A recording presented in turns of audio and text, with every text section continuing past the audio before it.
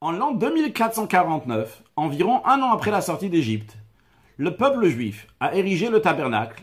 Ils ont monté, démonté, ils ont fait entre guillemets des entraînements pendant 7 jours. Et le 8e jour, il a été monté définitivement. Et le 8e jour, la Shrina, la présence divine, est venue résider dans le tabernacle. Lorsque la Torah nous raconte quelque chose, c'est pour en tirer un enseignement. Quel est l'enseignement? Que l'entraînement a duré pendant 7 jours et que le 8e jour, la Shrina, la présence divine, est arrivée dans le tabernacle. L'explication est la suivante. Un juif, des fois, il peut penser, vrai, je fais de mon meilleur, je me donne pour faire la volonté de Dieu dans ma pensée, dans ma parole, dans les actions, rajouter des actes de bonté, de bienfaisance, dans mon entourage, dans moi-même, etc., etc. Mais est-ce que mes actions, ce que je suis en train de faire, peuvent amener un si grand dévoilement divin et amener la venue de Mashiach?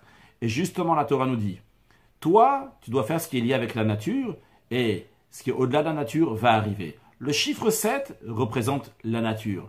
Le chiffre 8 représente ce qui est au-delà de la nature. Le chiffre 7 représente ce que nous, en tant qu'êtres humains, on peut faire. Nous, on doit faire de notre mieux dans le chiffre 7, dans la nature, dans la manière qu'on peut faire, aller jusqu'au bout de ça.